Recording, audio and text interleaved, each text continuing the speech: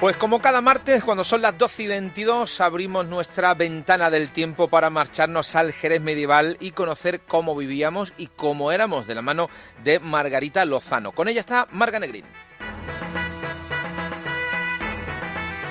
El Jerez de Margarita en Canal Sur Radio. Y una semana más vamos a conocer un poquito acerca de nuestro pasado. Nos vamos a situar en el Jerez del siglo XIV de la mano de la escritora especialista en historia que ya saben que nos acompaña todas las semanas, Margarita Lozano. Buenas tardes. Buenas tardes. ¿De qué vamos a hablar hoy?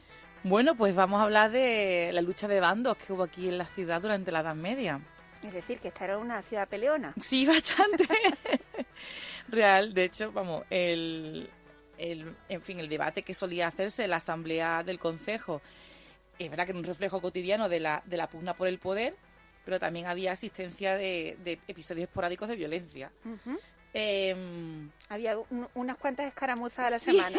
Sí, aparte de, ¿sabes? No, es gracioso porque luchaban fuera unidos, pero luego aquí dentro se mataban entre ellos, entonces claro, esas cosas pasan en las mejores familias, ¿no? Eso nos sigue pasando. Sí, bueno.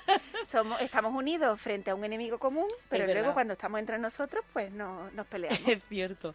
De hecho, bueno, todo esto empezó obviamente en el siglo XIV, que es el gran siglo para mí, porque, bueno, el reinado de Pedro I estuvo lleno de agitaciones que dividió la nobleza jerezana en dos: los villavicencios, que apoyaban al rey legítimo, el rey don Pedro, y los Vargas, que apoyaban al traidor, que era Enrique de Trastámara, era digamos, el hermano bastardo del rey. Uh-huh. Y Enrique asesinó a su hermanastro. Tal cual. Y se coronó rey. Entonces los villavicencios fueron desterrados porque habían apoyado al verdadero rey, digamos, ¿no? Al legítimo, por así decirlo. Bueno, estuvieron desterrados hasta que subió al trono el hijo de Enrique, Juan I, que ya pues intentó conciliar, digamos, ¿no? Fue una guerra civil que hubo aquí en Castilla realmente, ¿no? En el siglo XV, ya unos cuantos años más tarde, el siglo XV estuvo marcado por esta violenta lucha de poder entre los villavicencios y los Dávila, que eran, en fin, empiezan los Vargas, pero luego siguen los Dávila, o sea, van cambiando un poco el apellido. Los villavicencios siempre fueron fijos y los otros van cambiando. Bueno, y de esta lucha pues surgieron esos bandos, por una familia u otra, asesinatos y conquistas de territorio. Incluso ya los reyes católicos, que ya son finales del siglo XV, intentaron, sin éxito, evitar todas estas pugnas, limitando el uso de armas en la ciudad.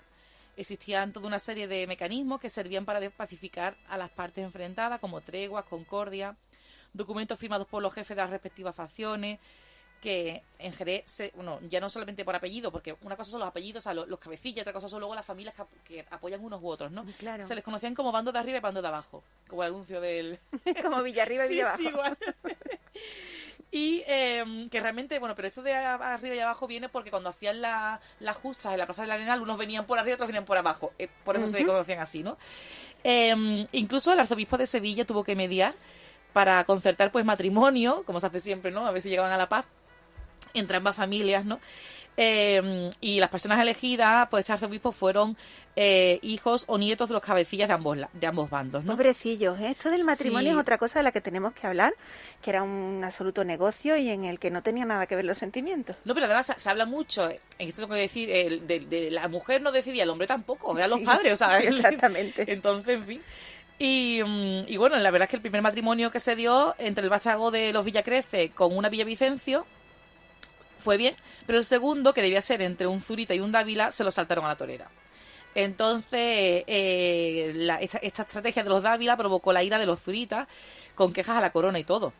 En fin, entonces la corona envió a un corregidor que silenciosamente estaba enemistado con los Dávila. O sea, que tampoco hizo mucho por ayudar. No era muy imparcial. No, entonces llegó un punto, de repente todos los Dávila estaban encarcelados, bueno, condenados a muerte incluso. Y estaban, cuando ya se supo, porque después de 2 años encarcelados pudieron demostrar que habían sido malas prácticas, la corona los absolvió, pero claro, ya habían pasado esos 2 años encarcelados en las torres del Alcázar. Y con más miedo que vergüenza, y consciente de que no habían actuado bien, pues Francisco de Zurita solicitó a los reyes portar armas en público para su protección, por una afrenta que había comenzado en el 1477 y que en el 99 acabó con el asesinato del mismo a navajazo en su propia casa. Los homicidas se refugiaron en la actual catedral hasta que llegaron refuerzos para sacarlos de la ciudad camino del puerto de Santa María. Eso ya era como el extranjero, entonces ahí ya no, era como casa. Desterrado. Claro, entonces ríete tú de los Borgia con todo este tema. También se colocaban a las órdenes mendicantes en situaciones comprometidas.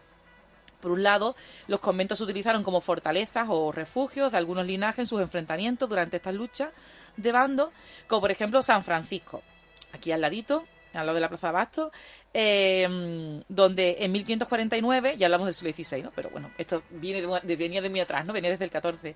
Se refugiaba Gonzalo Pérez de Gallego y sus cómplices, los cuales habían escalado la cárcel real, que estaba en la Asunción, y roto sus tejados para entrar en la misma, y allí habían matado a puñaladas al alcalde mayor, García de Castro, que se había escondido allí de ellos.